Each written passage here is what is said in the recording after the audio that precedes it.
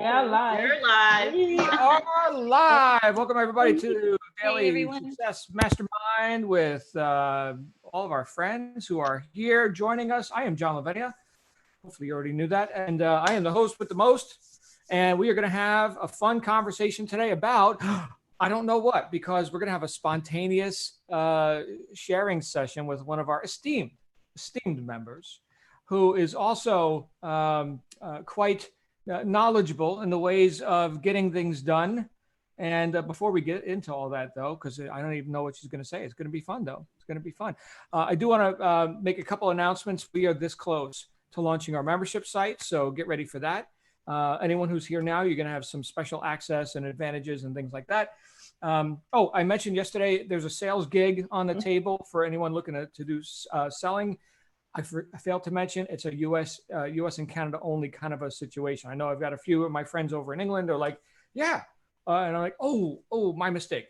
So yeah, U.S. and Canada on that.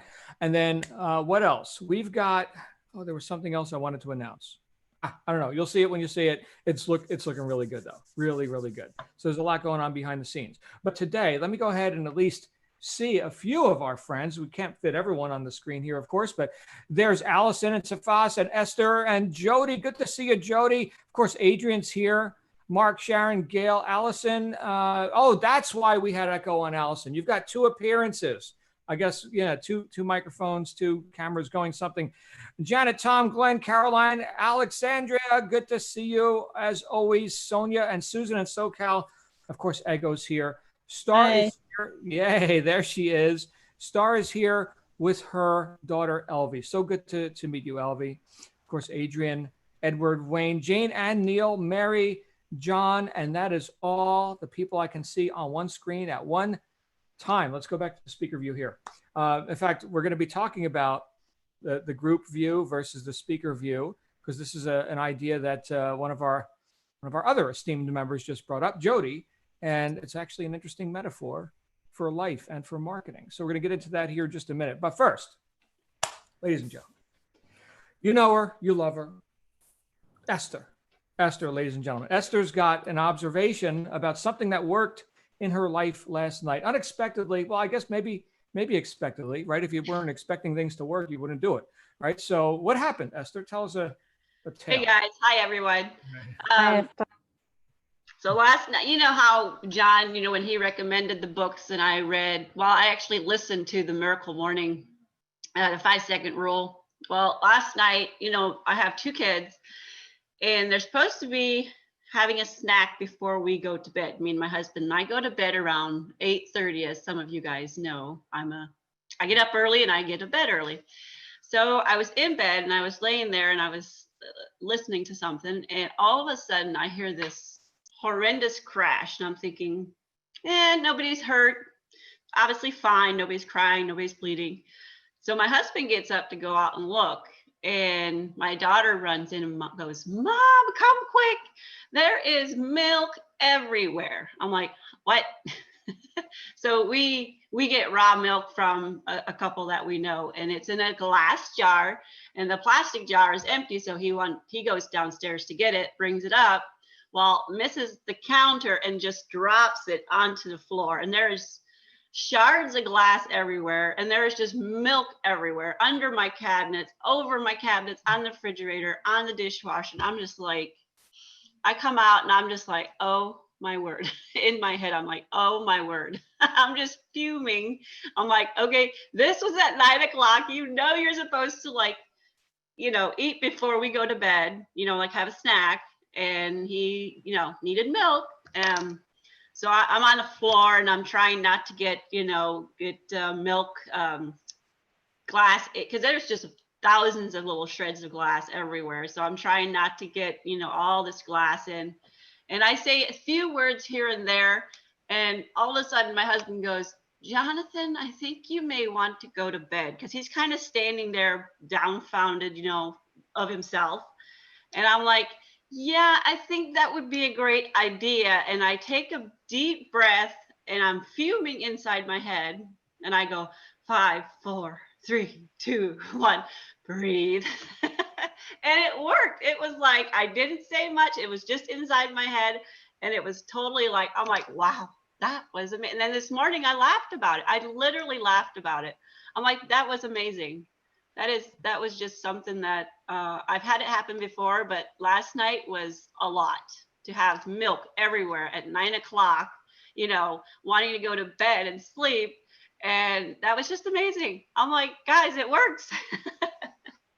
So the result that you got was like a reset, kind of Yes. like you got objective about the whole thing because Yeah. you Yeah. decided to in 5 seconds. Yeah. So it was Okay. really exciting. I was just like, I have to share this. This is amazing. Well done, Esther. Thank Okay, you. so now can we do that? Can we do that? And obviously, this was an unexpected thing. Here's milk on the floor and glass and inconvenience, and we can get very upset, right? We could add a lot of meaning to that, and it's all very subjective. And oh, my life and problems. Or we could do what Esther said in this or in other situations where it's like, all right, I'm going to give myself 5 seconds to decide who I'm going to be in Yeah. this situation. Who am I going to Yeah. be? Right. So that's really, I think, what it comes down to is a deliberate decision of how we're going to show up. I guess in this case for Jonathan, right? And that was Jonathan, right? Right. Yeah. Okay. And also, but also for yourself, right? I mean, who's got to walk around in your skin, Right. right? What's the saying? In fact, Stuart and I were having a conversation about this. Everyone knows Stuart Wilde. I quoted Ken Keyes Jr. from his book, Handbook to Higher Consciousness, which is one of the first books I read when I was getting on the path of personal discovery and all this. And he said, you add suffering to the world just as much when you take offense as when you give offense. Because think about that. You're part of the world, right? You're taking offense, you're suffering. Well, I'm adding suffering to the world. I'm part of this deal, right? So interesting. Thank you, Yeah. Esther, for Oh, sharing you're that. welcome. That is Yes. good stuff. And that kind of leads right into what Jody was talking about, which is the subjectivity, right? There's nothing random about this. When you, let's say, for example, when I had opened up, like right here, what we're going to do right here. So I just put everybody on screen, right? And you can see the more talkative people are on the screen, and those who haven't, opened their microphone or made noise yet or activated their camera are not so much on the screen. We do have a couple of oddballs like Susan in SoCal. Her camera isn't on. Allison's got the second appearance of a camera, something I don't know what that is. But for the most part, there are people who are on this platform and whose microphones have been activated. They said hi, they did something, they come towards the top.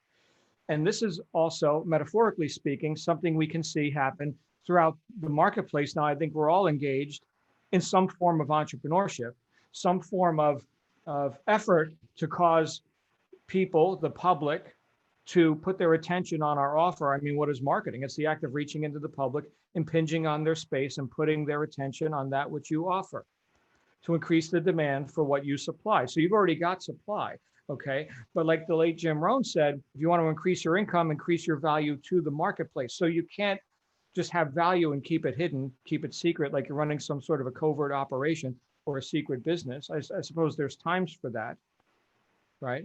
However, Jody brought up a point where she just noticed, and Jody, if you would come out here, she noticed that the people who show up, because she was looking at who's on like yesterday's broadcast, because she had to watch the recording, right, Jody? Is that what happened?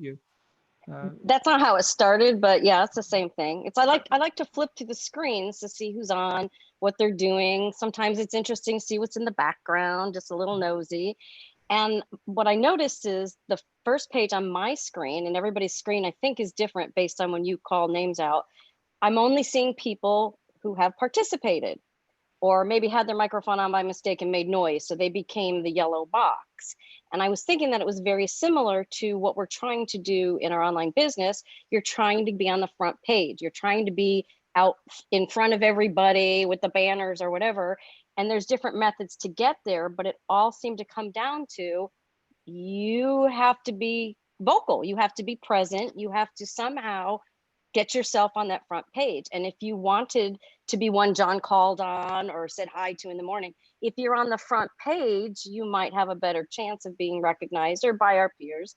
And you get there by participating and by speaking. It was just an interesting, weird analogy, I thought. Hmm. But so appropriate. I mean, you want to be on the front page of your Amazon keywords. You want to be on the front page of Google when people are searching for something relevant to your offer or whatever value you're putting into the marketplace. Um, there's a concept called top of mind awareness. And when we just looking at like Zoom, which we're using right now for this broadcast, right? Zoom knows who makes noise on microphones, right? Oh, okay, right. So here's a bit more visibility for that person. You know, if someone's called in with, you know, let's say just a phone, right? Because we've got dial-in opportunities for people here to tune into the show, right? They're not going to be, their camera doesn't even exist. So in that case, that's weighted lower. Now, if they're actively speaking, they're going to come to the front, and we'll get to see, I guess, their phone number or whatever. But same thing with marketing, and this could be, we could just take it all down to the ultimate simplicity: is that those who outflow will inflow.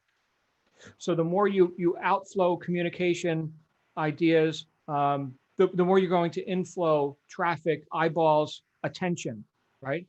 What was it that back in the 1980, Ronald Reagan was getting some bad press. As we know, the media likes to demonize certain people, right? And so he was asked about this. What about this bad press? This is back in the 80s when people are a little bit more civilized. And he said, well, I'm in the news and Jimmy isn't. Jimmy Carter was his opponent, you know, for the presidency. Well, I'm in the news and Jimmy isn't. So there's an idea that all press is good press. I don't know if that, I mean, who likes critics? I don't, okay. But you've also got to understand, and this is an interesting twist that this conversation is going in now, you also got to understand that if you're going to outflow, if you're going to put out content, ideas yourself, right? Some people call this being vulnerable. I call it being strong. I don't know about vulnerable. Strong, yes. Strong enough to put yourself out there, like it or not, right? Because you're going to polarize people. If you're vanilla, you're ignored. I've been called the Godzilla of personal development. I don't know how many of you, I'm certainly Habiba and Glenn and a few others who've known me for some time know that tag came from actually, it came from this call. What I've been doing for the last 20 years in terms of attempting to put philosophy and good ideas out into the world of entrepreneurs, people who are looking to pull themselves up by their bootstraps and get on with it, right? And reclaim some causation in their life. This all started about 20 years ago with a weekly broadcast that I did called Black Belt Marketing, where about 1,000 people a week, it was a weekly show, they would show up from all over the world on this conference call. We're all paying to be on this conference call, right? And phone bills, like, you know, back in the days when we had $1,000 phone bills. But the idea is sometimes I'd be screaming and yelling, throwing phones and kicking over the chair because passion, right? What did that do? What did that outflow do? That caused attention to come, not just on me for the sake of, oh, look at me, okay, but attention on the message, on the principles that I was attempting to impart on people. Now, I wasn't vanilla. That's the point. I heard Brian Tracy, I think it was Brian Tracy said, if you're vanilla, you're the public.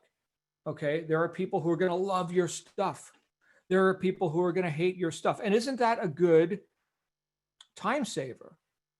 I mean, think about this. For any of you who are involved in any sort of direct selling, you know, where you're actually communicating with a potential prospect, same thing with your ad copy, right? So let's say you're selling a product, a physical product, where you're maybe not talking to a potential customer, but they're getting your communication nonetheless via the words that you wrote. Okay, you're going to polarize people, bring some closer to you, and save a bunch of time by sending the people who would just be problem customers anyway, actually being repulsive. That, in fact, that's an affirmation. I'm remembering back. This is going back some years now, where the affirmation that I'd given to a bunch of salespeople who were looking to qualify, you know, people for an opportunity and work with, you know, the right customers and everything. And the affirmation was, I am outrageously attractive to my ideal prospect. I am outrageously attractive. to my ideal prospect. So what would be the flip side to that? I am repulsive to my non-ideal or to people who would essentially just litter the path, the ankle biters. How many of you who have been in retail, for example, or really in any sales capacity, you've seen people come through the door and easy as pie. It's called a lay down. They just bought everything. Yeah, I'll take that. Oh, you got that too? Sign me up, right? How much is that? Here you go. I'm going to tell my friends about this place too. I mean, that is a dream come true for anyone in sales, right? And haven't you also seen the person come through the door? They're bitching and griping about everything. There's a problem. I don't know. What's the refund period on this? I might need to exchange. I'm not sure about the size. Oh, this color. I don't know who would like it. Oh my goodness, please don't buy. Did you hear about our competitor? They're having a sale. They're right down the street right now. Yeah, check them out. You're going to like them. Yeah, I'm sorry we weren't able to help you out here today.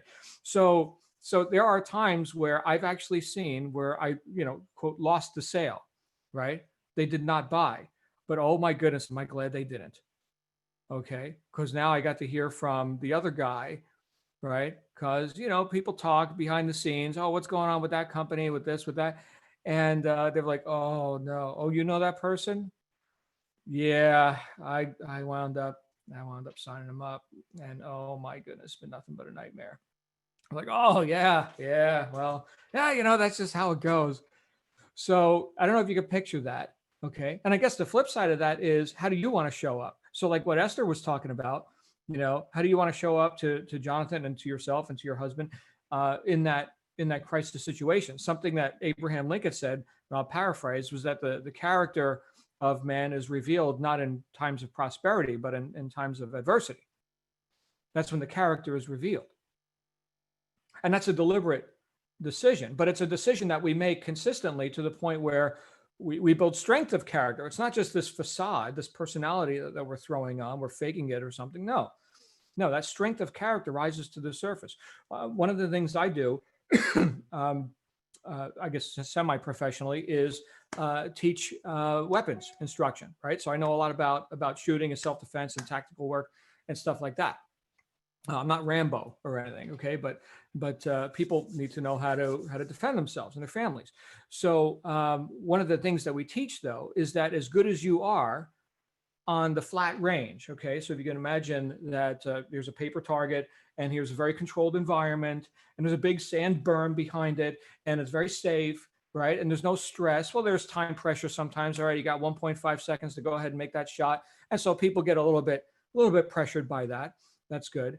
But we keep raising the bar to get better and better and better. Sometimes people think, well, if there's an actual crisis, an actual self-defense situation where I need to defend myself or my loved ones, I will rise to the occasion. No, you won't. You'll drop down to about 50% of your best on the range. So if you're like a total badass over here in controlled environment, right, where it's not real, like nobody's shooting back, okay? Now it's real, you're about half as good as you were on the range. So practice your ass off, okay? So you don't even have to think about it. You can do it with your eyes closed. You don't shoot with your eyes closed, but you get the point, right? We drop down. So when I talk about a strength of character, I'm talking about a baseline, a standard, okay, that we don't fall below. We don't fall below that standard, okay? And the stronger we become in consistently applying principles, like what Esther was citing. She had this win last night. That was a win for her. Okay, that's a principle that she's been applying. Right, this whole idea of taking 5 seconds and then making a decision. Right, who am I? What am I going to do? Right, how do I occur in this situation? Right, or fill in whatever the question happens to be. But making those prompt decisions, that is a strength of character that has gotten stronger. Use it or lose it, just like on the range. Right, use it or lose it. These are perishable skills. But the individual, the being who makes the choice to even engage in principle-based actions on a consistent basis, that's what's necessary. And that's why I say more important than what we do is who's doing it. Who's doing? Oh, Esther's doing it. Oh, okay. Well, I bet on Esther. Apparently she does too, right? And then when we look back to the idea that Jody introduced, right? So Zoom in this case is saying, oh, whose camera are we going to show? Right? Oh, that's the person who consistently, warrants being shown. Amazon, Google, whatever, right? Fill in the blank. What shows up on the first page? YouTube. We're on YouTube right now. We're broadcasting for people who aren't able to make it here live. Um, this isn't something I'm doing to like try and create big YouTube ratings or whatever. Although YouTube likes to show me, oh, you've had this many views, or your stats are up or down, or whatever. Because there are people who make a living. I'm personally not terribly interested in doing it, but they make a living doing YouTube. I just don't think I'm that entertaining, right? But they got all kinds of stuff. I heard there was this, or is this woman who does toy unboxing. And the only reason I know this is because my daughter is about to turn 10. She's watched a ton of these videos. And it was called Cookie Time or something like that. And all you see is this girl's hands, well manicured nails, and she's unboxing and narrating the whole time, unboxing the toys and playing with the toys. And obviously it's it's promotion for the toys. A toy company sent her piles and piles of toys. And supposedly she's made like 7 figures doing this, just playing with toys on YouTube, right? Now she's got, I don't know how many millions of kids watching the stuff, but that's a business. Somebody who I mentioned, talking about, those who outflow will inflow, right? Like the tide, you're going to put the tide out, the tide has to come back in. Okay. This guy, Jeff Cavalier, I've mentioned before. I don't know him personally. I don't know the cookie lady either, but this guy, Jeff, he runs this brand called Athlean X, which one of you here in the group said, hey, John, the gym is closed. Let me do you a favor. Go watch this. Right. And it was like a home workout, just using gravity in your body. Right. And so I'm like, thank you. I need that. And so, but this guy's got 10 million subscribers just on his English speaking channel. That guy could send out a communication, let's say an email. Let's say that those people were on some sort of a list. Well, they're certainly on his YouTube list. Okay. But let's say he sent out a $1 offer. Here's the $1 fitness guide PDF or something. Pay me $1. And he got 10% conversion on that, just with his English speaking crowd. So here's 10 million viewers. I'd give the guy $1, right? So count me in for one of those 10% people, right? And so here's 1 million orders of $1 each. And all he did was send out one communication. I don't know that he's actually done. He's probably made a lot more than that. Okay. But that's $1 million in a minute. Now it took time. What did he do? He outflowed like mad, right? Content. And did he polarize people? Sure. He gets thumbs downs. He gets critics. The guy's in perfect condition, man. He's a chiseled masterpiece. And he's got critics. Of course he does. What did Albert Hubbard say? He said, to avoid criticism, do nothing, say nothing, be nothing. That's how you avoid criticism. So I say, and this is for me to hear as well, don't be afraid to polarize the public. It's going to happen unless you're doing nothing. And I think right there is the catch-22, right? Or the dichotomy. Dare I reach, dare I outflow, lest I be criticized. The number one thing that holds people back from committing to a course of action, to really striving towards their goals, which always involves what? Other people. All opportunities come through other people. You can't get rich sitting in a cave, right? I mean, meditation's cool and everything, but the work happens in the field, right? But the number one thing that stops people is fear of criticism. This is right out of Think and Grow Rich. The epilogue, the 6 Ghosts of Fear. We're definitely going to be doing a book study here, by the way, guys. It's not going to be at this time slot because this is our general session, but we're going to be adding at least 1, maybe 2 book studies per week to the calendar. It's going to be really good. And one of them shall be Think and Grow Rich. Oh yes, it shall, because it is quintessential. But the epilogue, the final chapter, it's called the 6 Ghosts of Fear. Napoleon Hill talks about what he observed in terms of 6 debilitating fears, things that just stop people. And number 1, fear of poverty. Right? Number 1. And there's fear of death, fear of illness, right? But fear of criticism. Oh my goodness. In fact, he touches on that a few times throughout the book.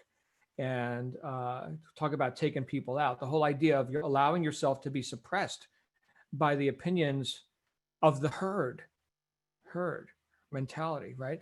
But individuals are necessary to make advancements, to innovate. You, right? Independent of the herd. And then, there are other allies and people will show up, right? But again, that crowd will be polarized. But there's got to be someone, you, at the helm steering the ship in whatever enterprise or whatever you're looking to do. Hopefully I'm making some sense here, right? So puff out your chest a little bit, get ready to be heard. And not everyone's going to like it. And that's okay. I mean, just look around society, right? Right? Don't be so attached to approval or agreement. Okay, but make yourself known. That doesn't mean be stupid either. We've got plenty of people doing that. Don't be that. Okay, but if you know your ethics are there and you're good and right with your intention, yeah, you're gonna do more good in the world by opening your mouth than you are by being quiet. And those are the thoughts that came up for me today, hearing Esther and Jody enlighten me with what's working in their life. What do you guys think? I see Adrian and Wayne's got their hands up. What's up, Adrian? What's going on, my John, friend? hi. You've raised a very interesting problem culturally, and I'd love to hear the British view from the people dialing in from Britain, because certainly when I was brought up, this is one of our major conditioning problems. We're taught not to show off. It's wrong. Don't put yourself forward. It's boastful. It's in our culture, and it always has been. I'm not sure nowadays, but it's really difficult to overcome that. The fear doesn't come into your head. It's, oh no, I mustn't put myself forward. I mustn't be in the front line there. It's wrong. And that's even writing documents for years. I had that in my mind. Oh no, I mustn't be overstating what I can do. It's boastful. It's wrong. So I'd love to hear the British view on that. What the people dialing in from Britain say. But that's certainly what I encountered when I was brought up there.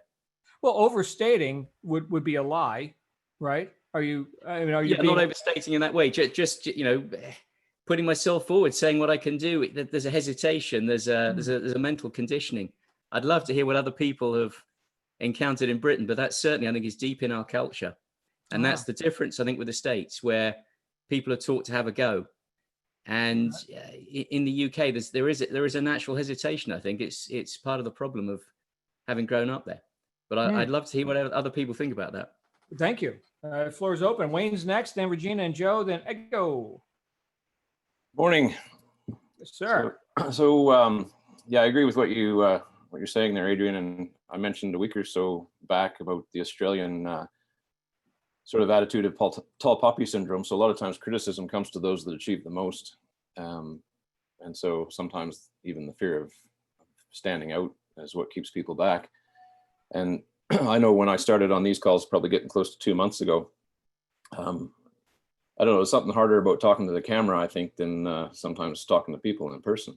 So I know I was really nervous, but something my dad always taught me was to sit at the front of the class. And so to me, that was a little bit like going to page one. And so I just felt that to be part of this group, as nervous as one might be speaking in front of the camera, you got to sit at the front of class. You got to come to the top page to be truly engaged in something and be part of it. So, and I appreciated what you were saying, John, too, about training. And I think this comes back to communication as well, because as we practice these things and communicate, it just helps every little bit of experience. So you were talking about training, and Glenn posted in there something about we don't rise to the pressure of the situation, that we fall back to the level of our training. And it just, I always like to go back to aviation. Sully Sullenberger is classified as a hero in modern era, landed an airplane on the Hudson River. One of the things that he said, and I'll just read a quote from what he said, was, one way of looking at this might be that for 42 years, I've been making small regular deposits in this bank of experience, education, and training.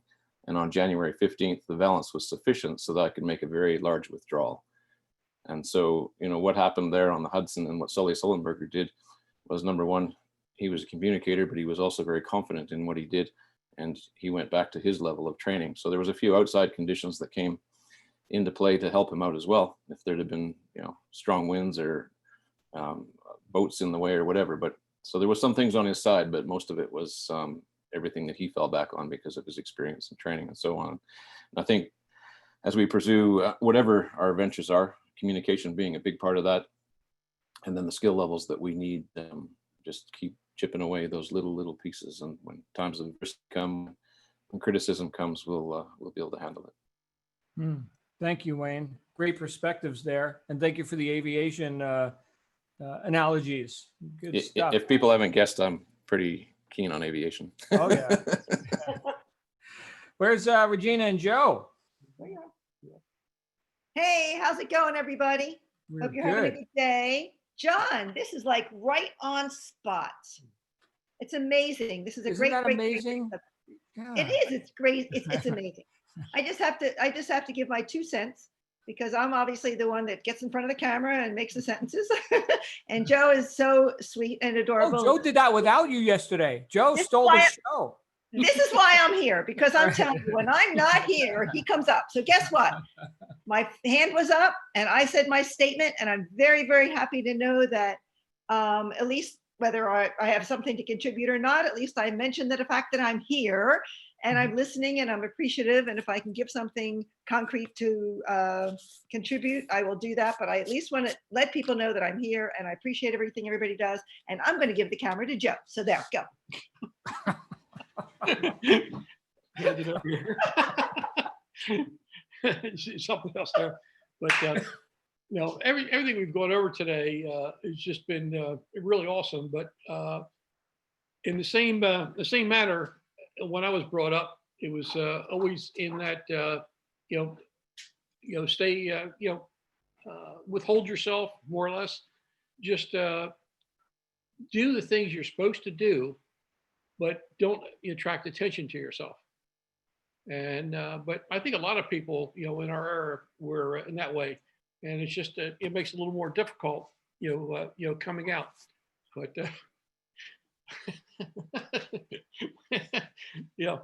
my honey. All right, we're having a dog show and everything else. Oh yeah, All right. something else here. That's a pretty dog, by the way. That is Oh, thank you. nice All right. looking dog. Is that a border collie? I guess it is a mini Aussie. Ah, But all right, I'm out. good. Thank you. Good stuff.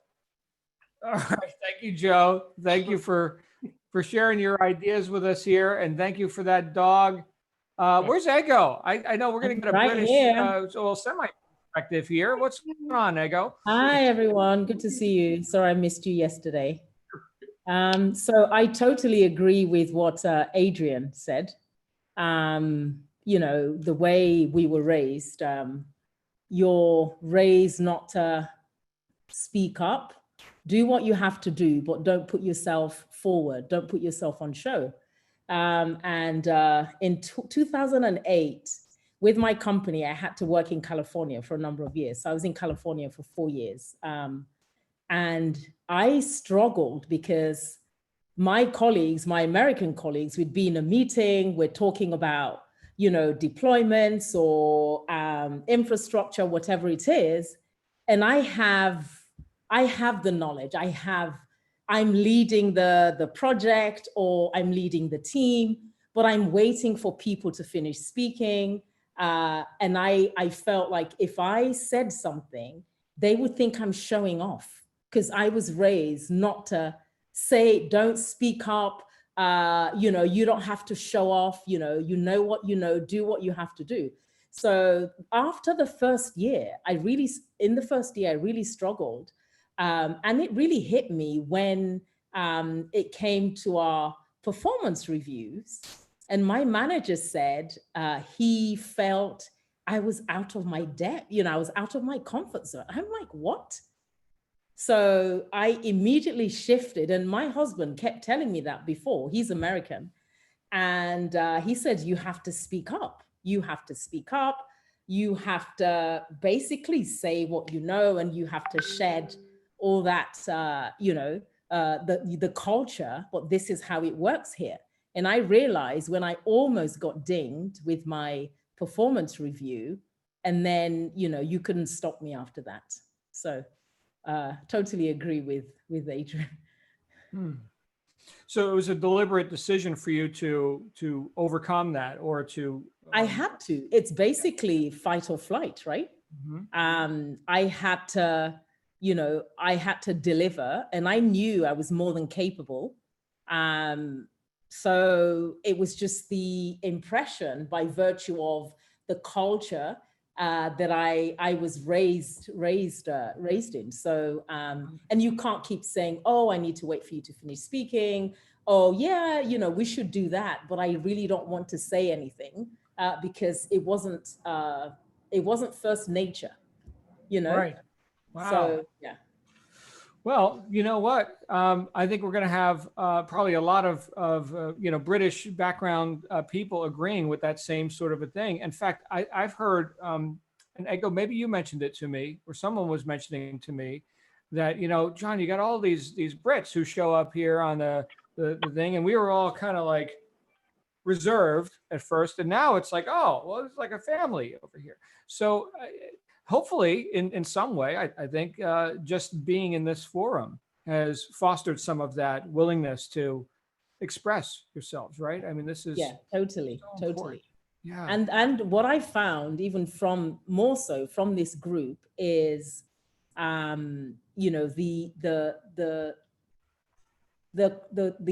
approach of my peers, my American peers, very forthright, open. Not to say, I mean, the Brits, we help each other, but it's just different. You guys are just so open. We take our time, we warm up to someone, and then we open up. But with you guys, it's just, you're very open, very willing to help, and it's just it's the difference is just so clear.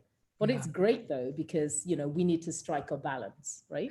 Good stuff. Thank you, Ego. And we're going to be getting some more Aussies on here once we start doing evening sessions. Of course, all the Brits will be asleep at that point.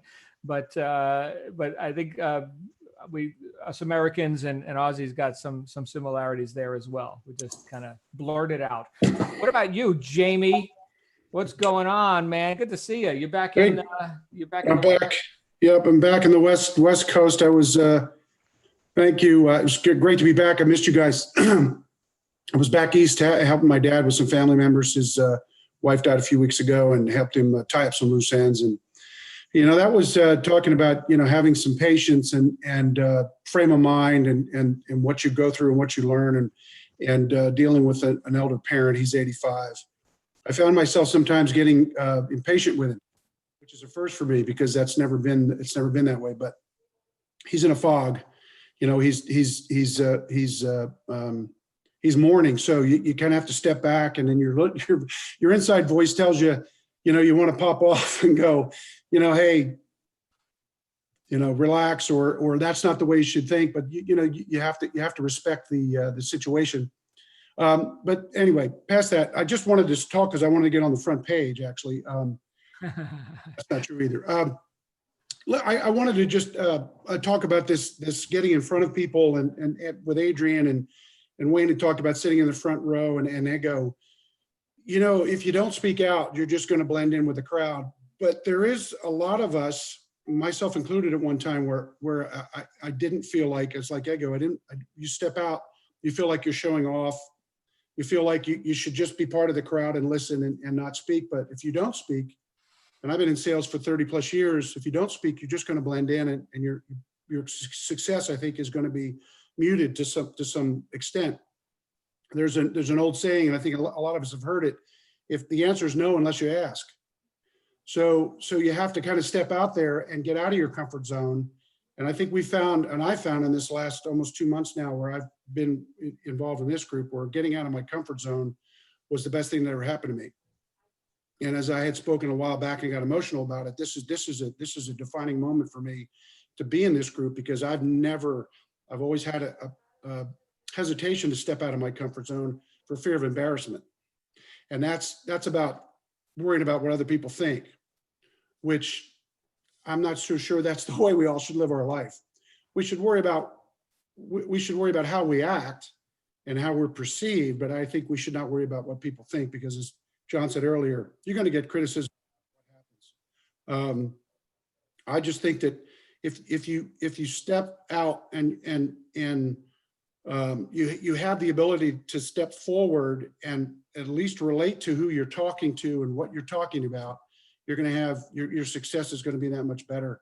And I think, and Ego spoke to, it seems that us Americans have it down. I'm not so sure we do have it down, because I think sometimes there's a lot of us go about it the wrong way, that we do get out there and we are bombastic and we are rude, and we don't do it quite the way it should be done, I think. And that's with respect. and realizing that there's always another story and there's always underlying currents no matter what you're doing. So anyway, I just wanted to speak out about that. I think, yeah, we do step out there, but I'm not so sure we do it the most respectful way. So thanks for listening.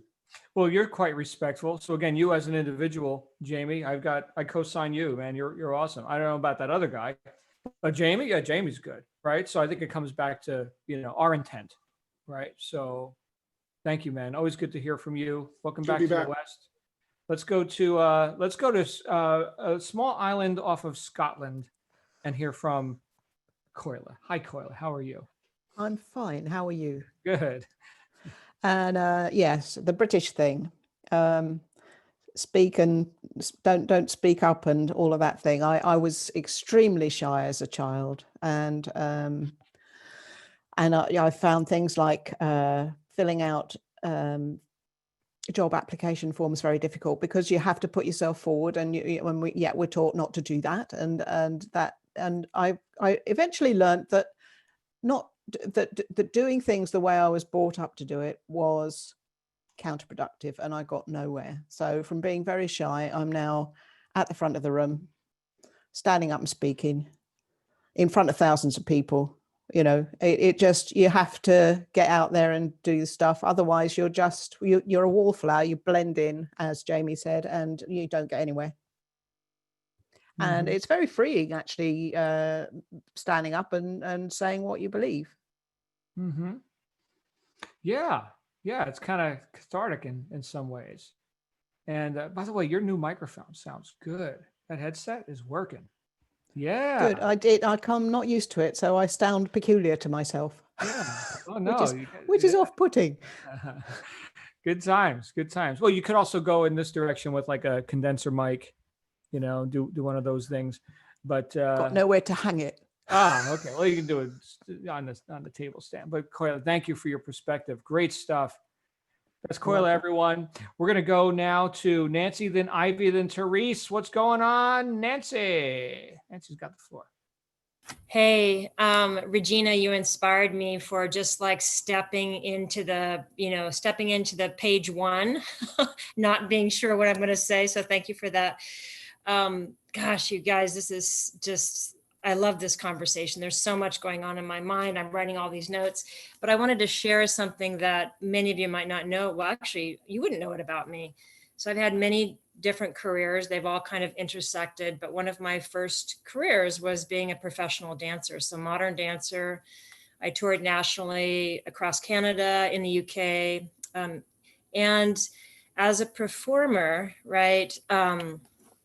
Sorry, I'm noticing the light is weird in my camera. As a performer, I had a little bit of a nervous tummy before I would go on stage, but when I was on stage in front of, packed houses, I felt more myself than ever. It's making me tear up a little bit. Like there was never a feeling of self-judgment or self-criticism, like, because I was bigger than who I am right now, right? I was like this other entity, so to speak. That's how it feels when you're on stage. I don't know who else is a performer here. And then there's me right now, like getting choked up because there's so much what stops me from stepping onto the front page all the time. It's not feeling like, yeah, these people are judging me. It's recognizing that I am so heavy in my own self-judgment. And it's just something that I'm continually, unpacking and observing. But I wanted to share this difference between how I feel as just this human being walking around and speaking versus in this movement arena. And then one last thing, as a yoga teacher and a trainer, I have what I love doing more than anything is taking the attention away from myself and putting it on other people. And so that's just an observation I have about, I want to kind of be in the background and I want to push them out here. So I don't have any answers right now, but I'm struggling to continue to put myself on the first page when, I have all this stuff going on in my head. So thank you. Thanks for listening. So it's our pleasure to listen to you, Nancy. Thank you for sharing. And I know a lot of us have gotten to know you because you have shared quite a bit.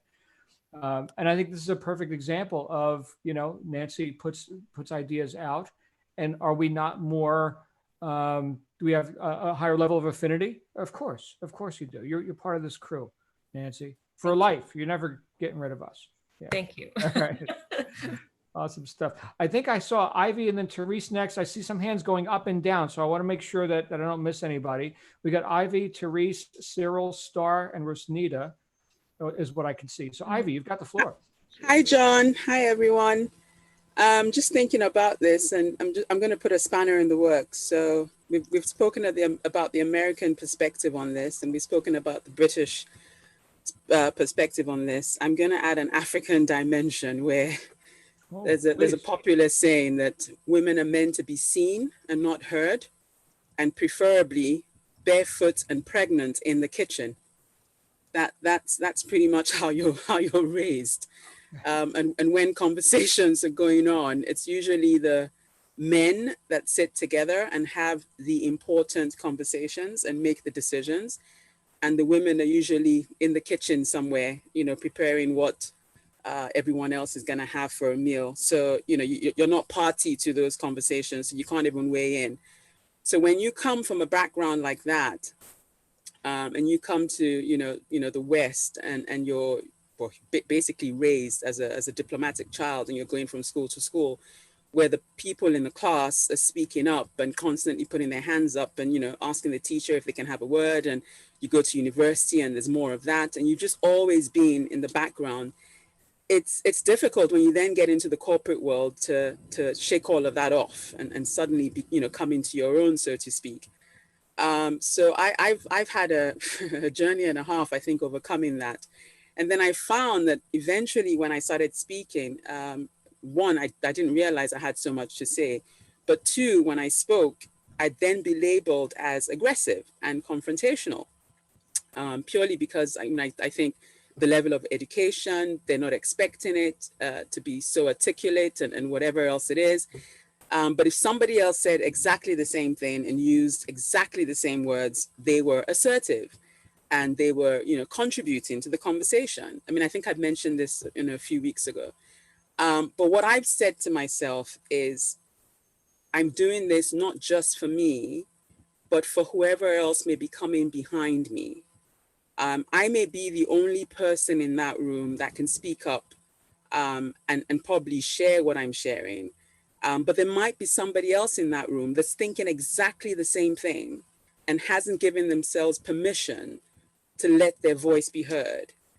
So I've found in probably the last 15, 20 years, organizations that I've worked in, I tend to go in as I will be the voice. And so I champion causes where I know may not be terribly popular and may not exactly win me Employee of the Year award, but I will speak up and I will go to HR about certain things that I think need to be addressed. I will speak up to management and make suggestions on how I think the work environment can be better. And sometimes I've been labeled a troublemaker because what people will sweep under the carpet, I will highlight, but not highlight in a negative way. I would highlight and say, look, I've noticed this, I've observed this, it's not working. How about we do this? So I always make sure that I suggest one or two solutions to whatever problems I identify. I don't believe, just to be a moaner or to whinge about, whatever. If you are going to say something's not working right, at least have given it enough thought to suggest an alternative course of action. So I find that that's a hat that I wear in most organizations I find myself in now. And a lot of people,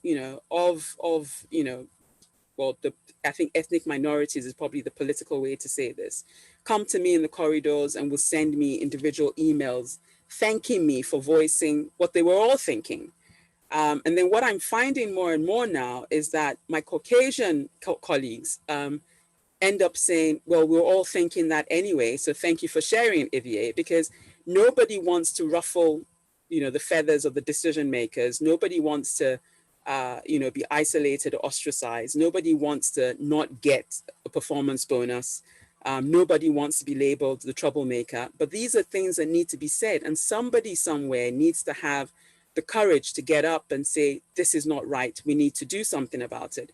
So I'm finding now that I'm getting a lot of support from, all across the organization and across, different levels, where people are saying, I was thinking exactly the same thing, but I was too scared to speak up. So having come from the background that I've come from and having overcome that and now being the poster child or the voice for all and sundry, it's a strange place to be, but it's one that I think I'm getting more comfortable operating in. And this journey with everybody on this call and the books we're reading and the conversations we're having are only just making me more effective in that role.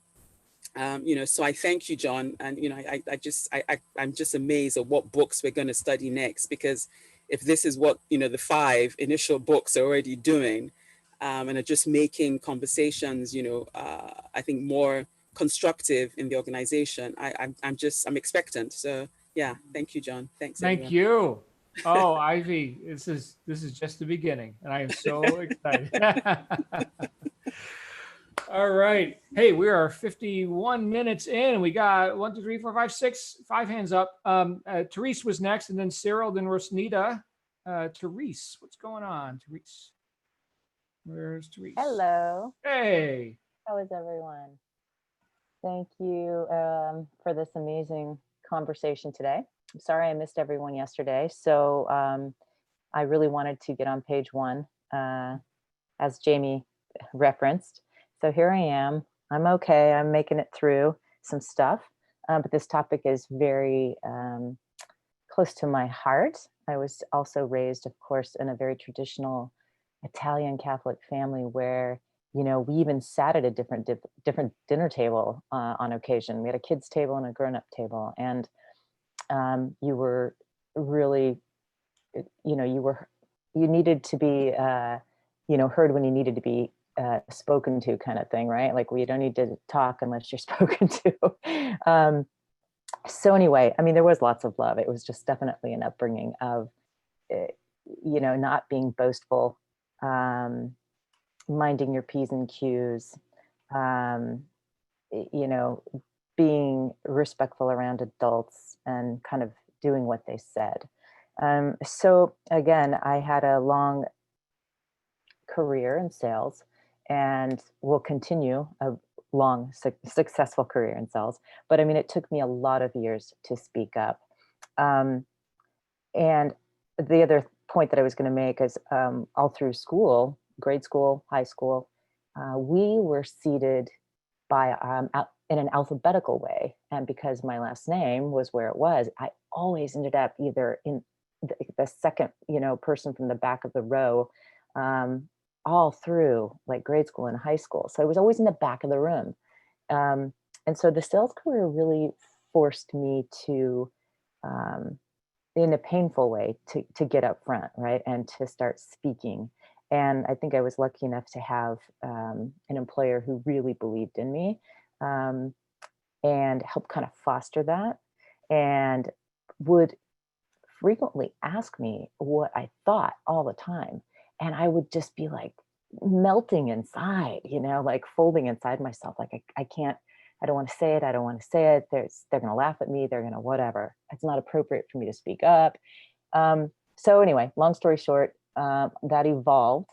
And it's interesting though, how it will keep coming up in your life for you. I had a job probably 5 years ago now. I worked for a company in the middle of kind of all this tumultuousness in the industry. A lot of companies starting to close down, manufacturers getting a little bit ruthless and cutthroat. But we had an incident at a huge managers meeting, and our national director had a meeting with the team, like 3 of us from the country, and he put on, he made a reference to a movie that was, it was sales related.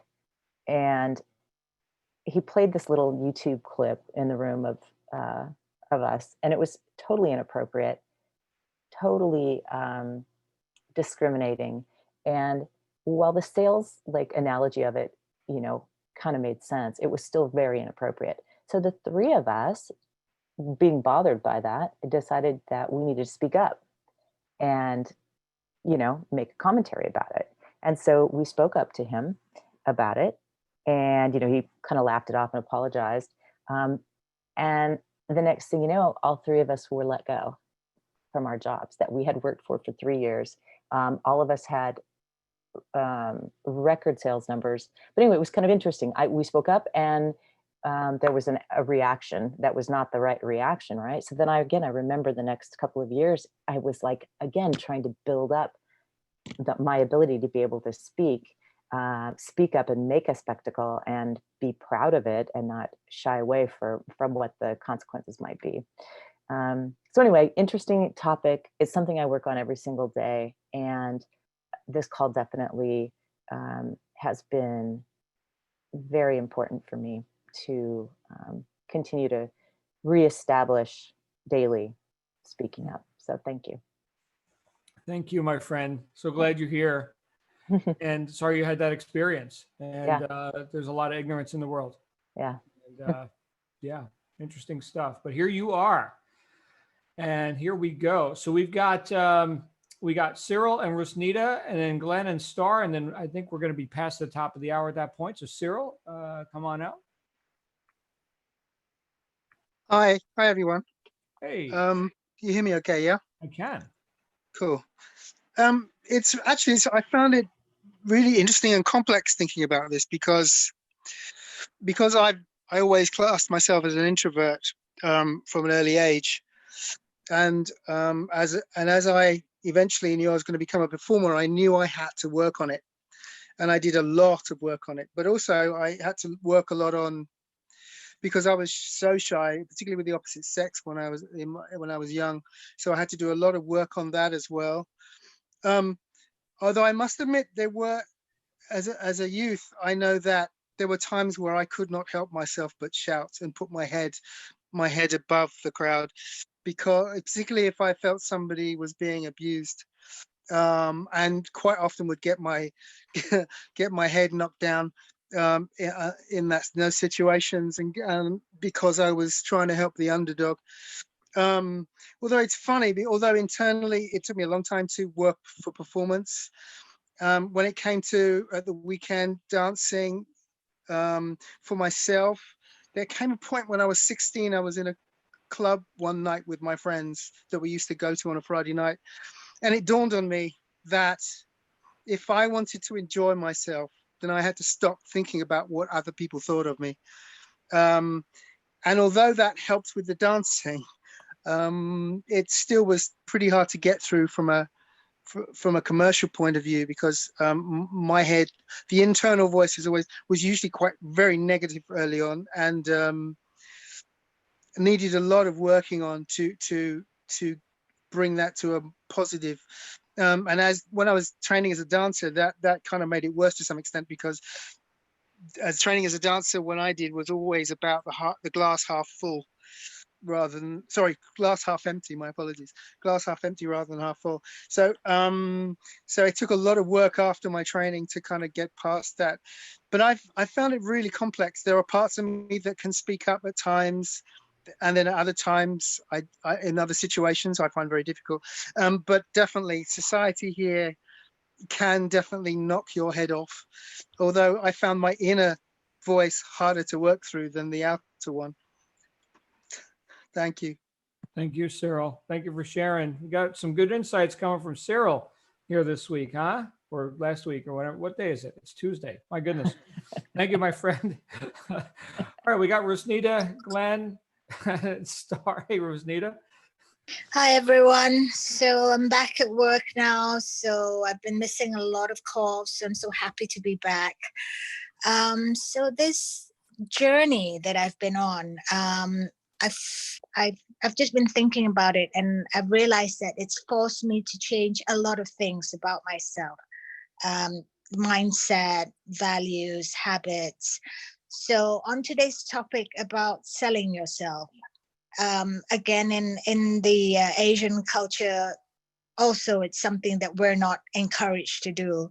In fact, we have a saying, about when I translate it, it's going into a basket and carrying yourself. So obviously that's not something that you should or can do. So you don't, sell yourself. And in my past professional life, I was a barrister. So I trained and I studied in the UK. So of course I have the same sort of values as the English. And I don't know if it's still the same now, but lawyers are not allowed to advertise. So I was really surprised when I moved to the US and you see so many adverts on telly, like call 1-800, whatever, and so now I'm in retail. And so my husband has been trying to get me to point out to my managers the things that I do. But because of my training, my culture, my background, I feel that your good works or your professionalism should be good enough for people to notice you. And slowly over the years, I've realized it's not true. So it's changing the mindset. So 2 days ago, I've just started working again. It's only been a week. So I didn't even realize it, but I actually did something at work and I actually pointed it out to the manager. And she was very, very appreciative. And so now I get what my husband's also Malaysian, but he's been here since he was 18. So he knows what Americans are like. So I now realize what he's been trying to get me to do. It's like, although it's uncomfortable, you have to actually point out to people, like what Ivy's been saying and Ego's been saying, you have to actually point out, look, I've done A, B, C, D, E, I still feel uncomfortable about it because it's almost like you're a child and going up to your mom for approval, saying like, hey, look, I did A, B, C, D, E, so I deserve a reward. So it's back to changing the mindset and habits to fit into the current world, I guess, because we're all now entrepreneurs and we're all selling online, we're selling to the world. So we just have to shout out louder, I suppose. Yep, that's all I have to say. And you know what? Great reminder. And also with the intent, it's not about being boastful or braggadocious, right? But making value known in the marketplace, right? That's what it is. And Right. so, but if we're exceedingly reserved about that, well, I know so many people, Christina, who have run what I would call a secret business because they just don't reach, right? They don't ask. Those who ask get. Those who don't ask never get, right? Right. Yeah. I have to always remember that. Yeah. All right. Well, we are past the top of the hour, so we're gonna have a few last burning desires. We got Glenn, Jane, and Star, and I think we're gonna wrap up with that. Glenn, sir. Make it as quick as I can, John.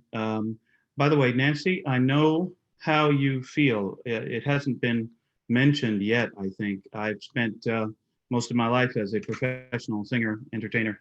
So yeah, I'm with you in the sense that probably the place I feel most comfortable in the world is on stage behind a microphone with an audience in front of me.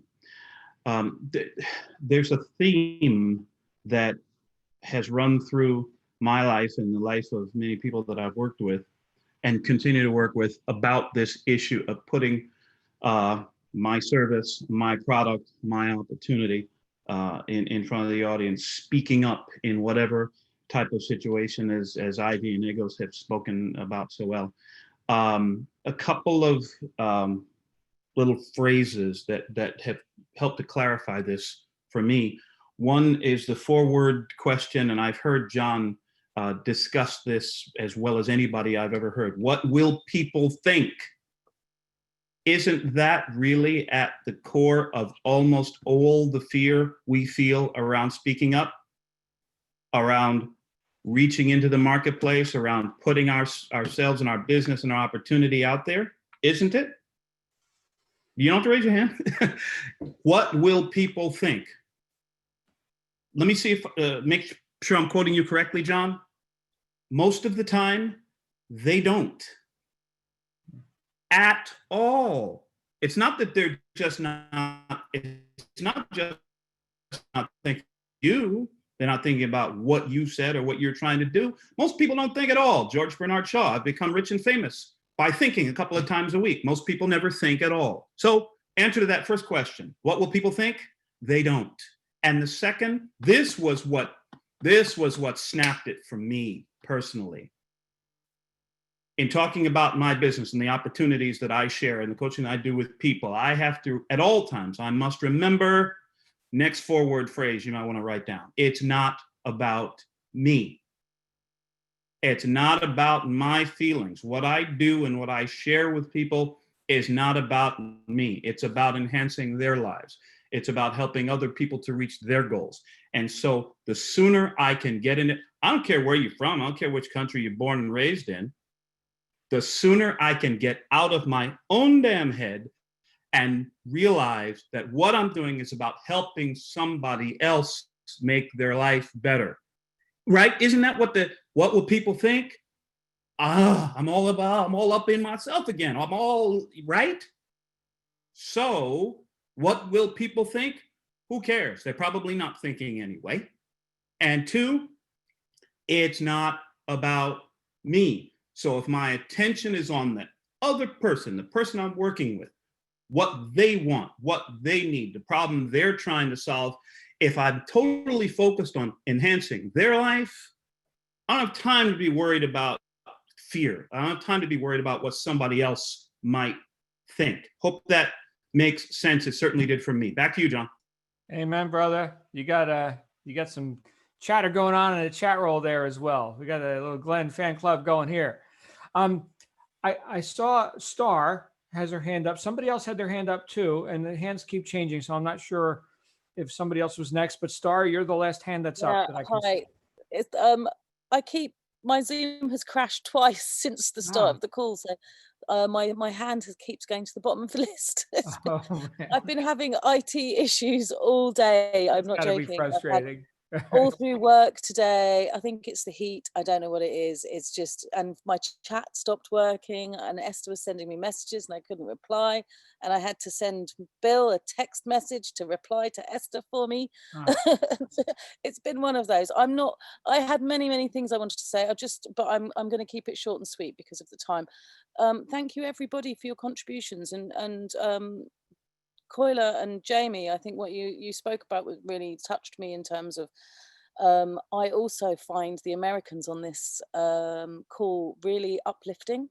And Jamie, you said that everybody is not like that, and we appreciate that. We know that what we've got in this group is the best of the bunch, and the cream of the crop, and we appreciate that Americans can be, as you described them, a bit bombastic and a bit over the top sometimes, but it's all about respect. But I do find this the different learnings that we have, and I feel I have a lot to learn from my American friends in terms of being freer, even though I was brought up by crazy people and was always taught that we were better than everybody else because we were different and be proud to be different. So I went through all sorts of things about in school being different, and in order to get by, I would make myself the center of attention. The funny one, this one, the most exciting one, the naughty one, all of that sort of stuff. But yeah, and Glenn, what you said about bringing everything back to what you're trying, who you're trying to serve, and is just so true. So I'm just going to wrap it up. I'm sure there was more to be said, but like I said, I can see the clock ticking. Thank you all. You are lovely. Star. So good to see you. Thanks for introducing us to your daughter and cat again today. That yes. was beautiful. All right. So I think maybe Evelyn or maybe Jane and Neil, anybody else burning desires? I'm not seeing any other hands. I just don't want to neglect anyone. Are we good? Anybody else? Last call. Just speak up if you got something to say. I'm John. Yes. Hey, Evelyn. I had raised my hand before, but I saw that we were going to be past the hour, so I didn't want to, get you there. But Glenn said exactly my feelings. When I come forward and speak, I do it to help others. So I don't have room for my shyness or to stay quiet. I do it because I know that I probably have some knowledge that can help at least one person. So that's the way that I feel about stepping out of your comfort zone. That was it. Thank you. Spot on, everybody. Touch me today. Beautiful. Thank you, Evelyn. Always good to see you. Are we good? Are we good to go? Are we ready to go have a productive day, everyone? Shall we? Shall we? Let's do that. I will see you everybody here tomorrow. It'll be Wednesday and we're going to have some fun. In the meantime, if there's anything you need from me, you know how to reach me. Okay. We'll see you all real soon. All right. All right. Good to see you, Bye, everybody. Thank you, everybody. Bye. Bye.